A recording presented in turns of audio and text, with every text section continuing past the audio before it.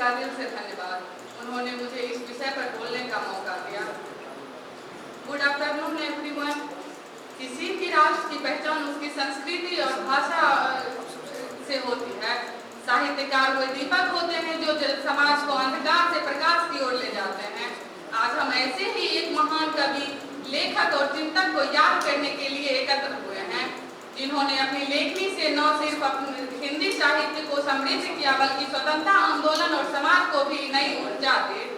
वे कवि जिनकी कविता पंक्तियों ने युवाओं में जोश भर दिया और जिनकी वाणी ने जनमानस को साहस और प्रेरणा दी। वर्षों तक वन में घूम घूम सब बाधा विघ्नों को चूम चूम निर्वहे दोनों पुकारते थे। ये सब थे उस कवि के जिन्होंने अपने काव्य से हमें वीरता, साहस और देशभक्ति का अमूल्य संदेश दिया।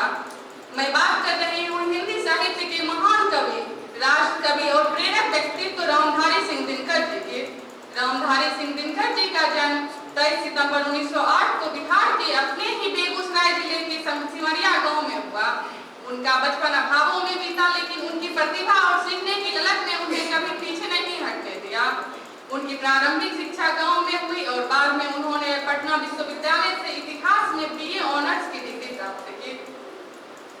बचपन से ही उनकी रुचि साहित्य और लेखन में थी। उनकी पहली कविता 1928 में छात्र सहोदर पत्रिका में प्रकाशित हुई, जिससे उनकी साहित्य यात्रा की शुरुआत हुई।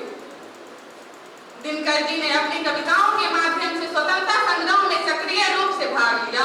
उनकी वाणी में वह ओज और विद्रोह था जिसने युवाओं को अंग्रेजों के खिलाफ उठ खड़े होने के लिए प्रेरित किया। उनकी रचनाएं जैसे हुंकार और रेणुका तत्कालीन समाज में क्रांति का प्रतिबिंब थे। स्वतंत्रता के बाद दिनकर जी ने भारतीय राजनीति और शिक्षा के क्षेत्र में भी महत्वपूर्ण भूमिका निभाई। उन्हें 1952 में राज्यसभा का सदस्य बनाया गया। संसद में भी वे अपनी बेबाक राय और ओजस्वी वाणी के लिए प्रसिद्ध थे। दिनकर जी की कविताएं सिर्फ विद्रोह तक सीमित नहीं थी। उन्होंने प्रेम, सौंदर्य और मानवीय संबंधों को भी उत्कृष्ट रचनाएं लिखी। उनकी महाकाव्यात्मक रचना उर्वशी इसी का उदाहरण है। यह कृति दार्शनिक और मनोवैज्ञानिक दृष्टि से संपन्न है। उर्वशी के लिए उन्हें 1972 में ज्ञानपीठ पुरस्कार से नवाजा गया। अब आते हैं उनकी सबसे प्रसिद्ध रचना रश्मि रथी की ओर। यह महाभारत महाभारत के महान योद्धा कर्ण के जीवन पर आधारित है। कर्ण का चरित्र हमें यह सिखाता है कि व्यक्ति की पहचान उसके कर्म और गुणों से होती है, जन्म से नहीं। वर्षों तक वन में घूम घूम सब बाधा विघ्नों को चूम चूम निर्वहे दोनों पुकारते थे। कर्ण अपने धर्म को न छोड़ता थूम। यह दोहा दर्शाता है कि कठिनाइयां चाहे कितनी भी हो, धर्म और साहस के मार्ग पर अड़ी रहना ही महानता है।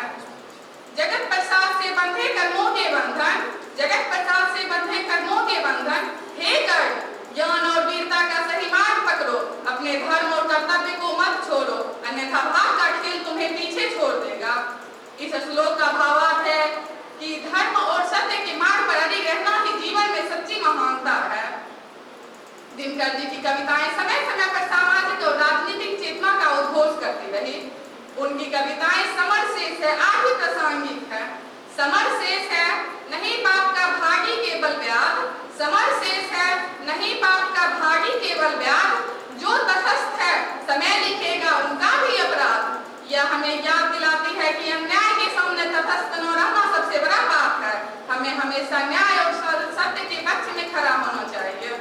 दिनकर जी का निधन 24 अप्रैल 1974 को हुआ, लेकिन उनकी विरासत आज भी जीवित है। उनकी कविताएं हमें साहस, वीरता और नैतिकता का संदेश देती है। आज जब हम दिनकर जी को याद करते हैं, तो आइए हम अपने आदर्शों को, उनके आदर्शों को अपने अंदर उतारें और धर्म, वीरता और साहस के मार्ग पर चलने का संकल्प करें। मैं इन्हीं शब्दों के साथ अपनी वाणी को विराम देती हूँ।